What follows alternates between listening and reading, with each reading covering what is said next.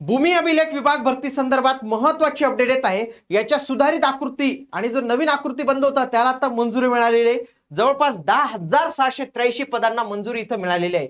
मग जाहिरात कधी येऊ शकते, परीक्षा कोण घेणार आहे, सोबतच मित्रांनो किती रिक्त पदं असणार आहे, या सर्वांविषयी माहिती मी तुम्हाला आजच्या या व्हिडिओमध्ये सांगणार आहे। म्हणून तुम्ही हा व्हिडिओ शेवटपर्यंत पूर्ण बघायचा आहे।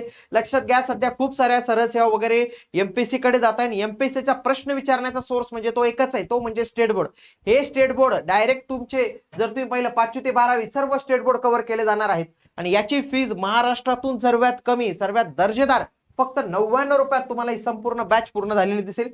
इग्नाइट अकॅडमीचं ऍप्लिकेशन डाउनलोड करून तुम्ही या बॅचला नक्की एनरोल केलं पाहिजे मित्रांनो।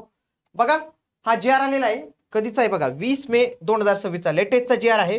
महसूल आणि वन विभाग यांचा भूमी अभिलेख विभागातील नवीन कार्यालयाच्या मुख्यालयाचे ठिकाण आणि त्यांचे कार्यक्षेत्र निश्चित करण्यासंदर्भातला हा जीआर जो आहे तर तो आपल्याला पाहायला मिळतो। याच्या आधी 11/3/2026 ला एक जीआर आला होता महसूल आणि वन विभागाचा। त्याच्यामध्ये भूमी अभिलेख विभागातील पदांचा सुधारित आकृतीबंध हा मंजूर करण्यात आलेला होता। त्याच्यामध्ये आता काही बाबी राहून गेलेल्या होत्या, त्या जर पाहिलं जवळपास 10,683 पदांचा सुधारित आकृतीबंध जो आहे तर तो मंजूर शासनाने केलेला आहे।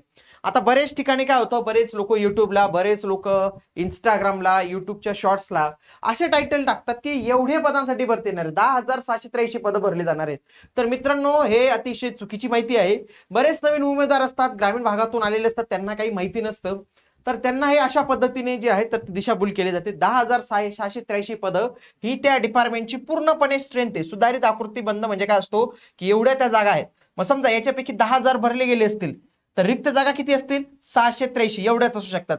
मग भरती आणि जाहिरात ही या 683 पदांसाठी, एवढे 10,000 पदं कसं काय भरतील हो, कसं शक्य आहे? त्यांनी काय नवीन थोडी पदं निर्माण केली, हा जे काही नवीन पदं निर्माण होतात, जे काही रिक्त पदं होतात तीच भरली जातात।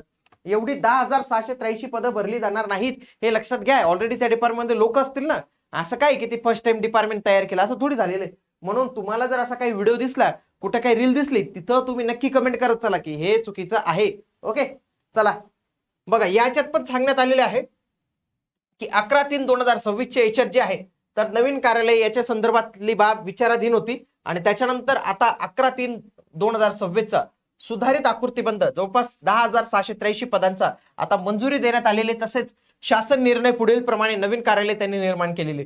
याच्यामध्ये उपसंचालक भूमी अभिलेख कार्यालय 1 नवीन निर्माण केलेले, जिल्हा अधीक्षक भूमी अभिलेख कार्यालय 8 निर्माण केलेले आणि नगर भूमापन अधिकारी कार्यालय ही 23 नवीन कार्यालय निर्माण केलेले आहेत। या 23 नवीन कार्यालयासाठी जो काही स्टाफ त्यांनी दिला असेल तर तो स्टाफ ऑलरेडी त्या डिपार्टमेंटमध्ये असेल तर तिथं त्यांना ट्रान्सफर करतील बाकीच्या डिपार्टमेंटमधून, किंवा नवीन जे पद निर्माण झाली असेल नवीन जे आहेत तर ते भरले जातील मित्रांनो। आणि लक्षात घ्या, युट्यूबवर तुम्हाला अत्यंत छान अशी माहिती इन्फॉर्मेटिव्हच्या स्वरूपात, सोबत जर तुम्ही लाईव्ह सेक्शन मध्ये गेले, कंटिन्यू तुमच्यासाठी मोफत दर्जेदार सेशन, कंटेंट, स्ट्रॅटेजी चालू असतात।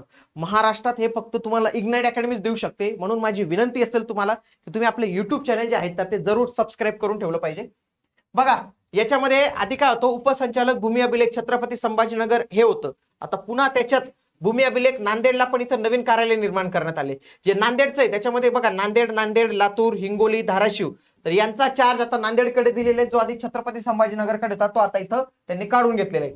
त्याच पद्धतीने जिल्हा अधीक्षक नागपूर शहर याच्या जिल्हा अधीक्षक नागपूर ग्रामीण असं एक नवीन कार्यालय निर्माण करण्यात आलेले। अशा बऱ्याच गोष्टी याच्यातील जर आपण पाहिलं मित्रांनो, एक संवर्ग तो म्हणजे भूकरमापक, तर भूकरमापक हा संवर्ग एमपीएससी कडे गेलेला आहे। आणि लक्षात घ्या, आगामी काळात म्हणजे तलाठी, याच्यामध्ये पण काही तलाठीची पद होती मित्रांनो, भूमी अभिलेख मध्ये पण काही आहेत, त्याच्यामध्ये उपजिल्हाधिकाऱ्यांची पदे, अशी लिपिकची पदे, जी काही पदे आहेत तर ती आता सर्वपणे एमपीएससी कडे गेलेले। आगामी काळात त्याची काही भरती वगैरे असेल तर ती एमपीएससी मार्फतच जी आहे तर ती होणार आहे।